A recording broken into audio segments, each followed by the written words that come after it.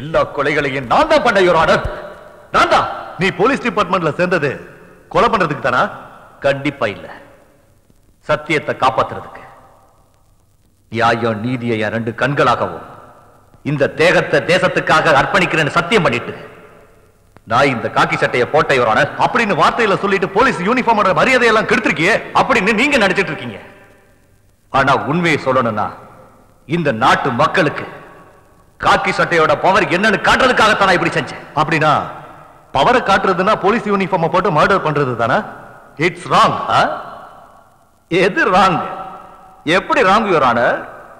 நான் கொலை செஞ்சது தேசத்தந்தை காந்தியையோ காமராஜரையோ கிடையாது, மிருகங்களை, மனுஷ மிருகங்களை. நான் அழிச்சது சமுதாயத்தை காப்பாத்துறவங்களை இல்ல, சமுதாயத்தை அழிக்கிறவங்களை. இந்த பாரத தேசத்துல அனாதையான சின்ன சிறு குழந்தைகளோட கற்போட விளையாடிட்டு இருக்க வீரர்களை, நாட்டு மக்களுடைய அமைதியை கெடுக்க நினைக்கிறவங்களை, அப்பாவி மக்களை கொண்டு அவங்க சமாதி மேல ஆட்சி நடத்துற அந்த கொடூரமான அரசியல்வாதிகளை நான் காக்கி சட்டை போட்டு கொண்டு தப்பா? இந்து முஸ்லிம் பாகுபாடு பார்க்காம அண்ணன் தம்பியா பழகிற நம்ம இந்திய நாட்டை போர்க்களமா மாத்தி 1947 நம்ம இந்திய நாட்டை பிரிக்க நினைச்ச ஜின்னா மாதிரி தமிழ்நாட்டை பிரிக்க நினைச்ச அந்த ராம் பிரசாத்தை நான் காக்கி சட்டை போட்டு கொண்டது தப்பா?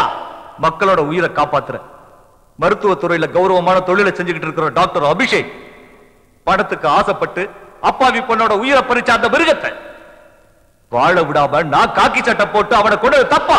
கர்ணனுக்கு கவச குண்டலம் போல காக்கி சட்டையை கவசமா போட்டிருந்த ஏசிபி பார்க்கோ தாதாக்களோட கூட்டணி வச்சுக்கிட்டு கள்ளக்கடத்தல் தொழிலுக்கு துணையா இருந்த அந்த துரோகிய நான் கொண்டது தப்புன்னு சொல்றீங்களா?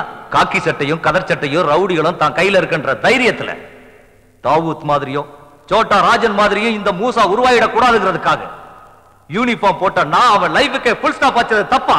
புனிதமான அரசியல் இருந்துகிட்டு இறக்கமே இல்லாம அப்பாவி மக்களோட உயிரோட விளையாடிட்டு இருந்த அந்த வெறி பிடிச்ச நாய் ஹோம் மினிஸ்டர் அந்த ராஜப்பாவை நான் கொலை பண்ணது தப்பா? இல்ல யுவர் ஆனர், அவங்க சாகணும், சாகணும். நான் கொலை பண்ணது தப்பு தப்புன்னு சொல்றீங்களே, அந்த தப்புகளை நான் செய்யறதுக்கு யார் காரணங்கிறத கொஞ்சம் யோசிச்சு பாத்தீங்களா யுவர் ஆனர்? உங்க கண்ணு முன்னாடியே உங்க அம்மாவை எவனோ ஒருத்த கற்பழிச்சு கொலை பண்ணதை நீங்க பாத்திருக்கீங்களா யுவர் ஆனர்?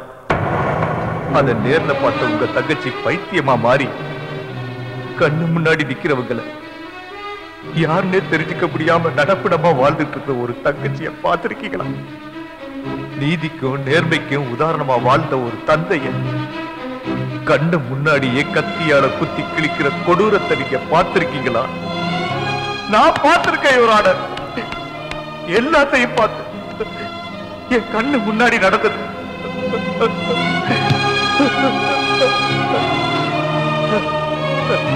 இதனால என் குடும்பத்தையே என் கூட இருந்தவங்களை நான் இழந்து நான் தவிச்சிருக்கிறேன் யுவர் ஆனர்.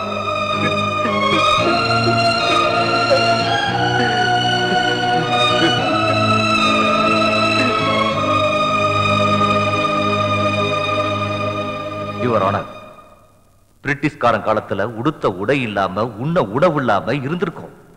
ஆனா இன்னைக்கு எல்லாம் இருந்தும் நீதிக்கும் நேர்மைக்கும் பஞ்சமா போச்சு.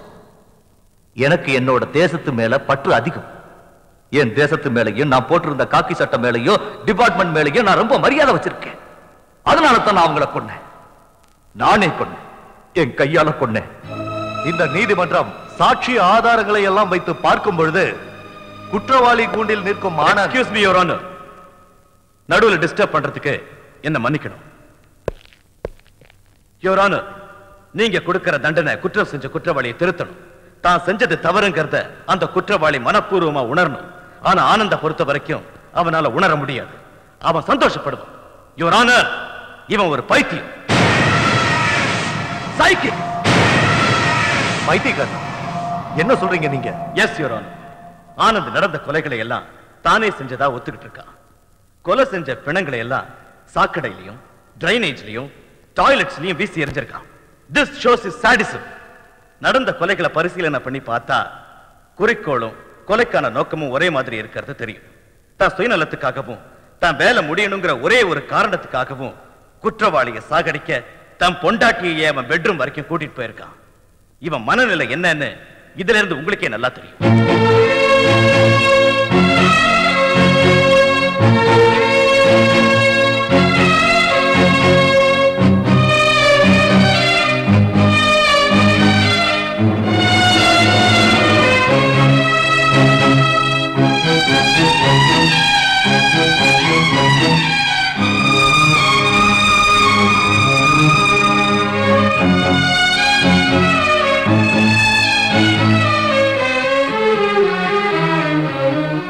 கல்யாணம் ஆன நாள்ல இருந்து அவர் எனக்கு ஒரு கேள்விக்குறியாதான் இருந்தாரு. இப்பதான் அந்த கேள்விக்கு எனக்கு விட தெரிஞ்சது. இவ்வளவு காலம் அவர் ஏன் இப்படி எல்லாம் நடந்துக்கிட்டாருன்னு எனக்கு இப்பதான் புரிஞ்சது.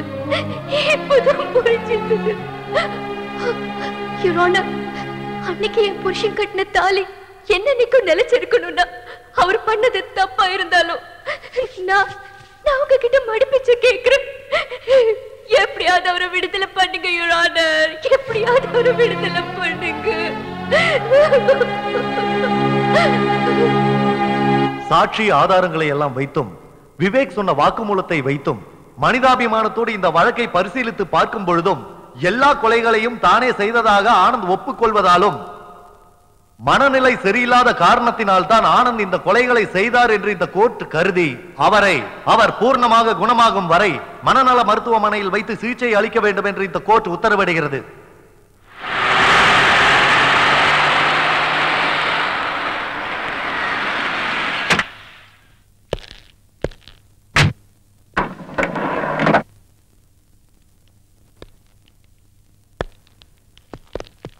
ஆனந்த்,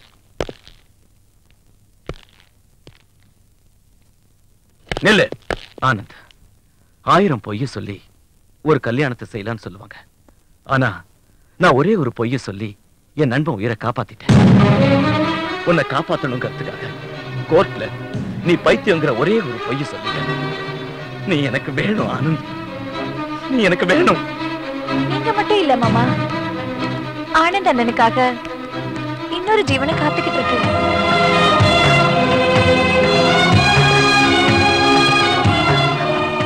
அனு, ஐ அம் சாரி.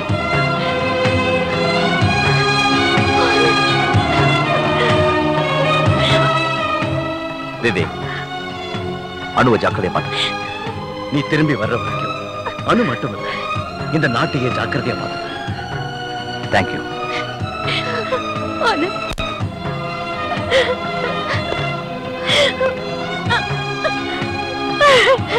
போயிட்டு வா.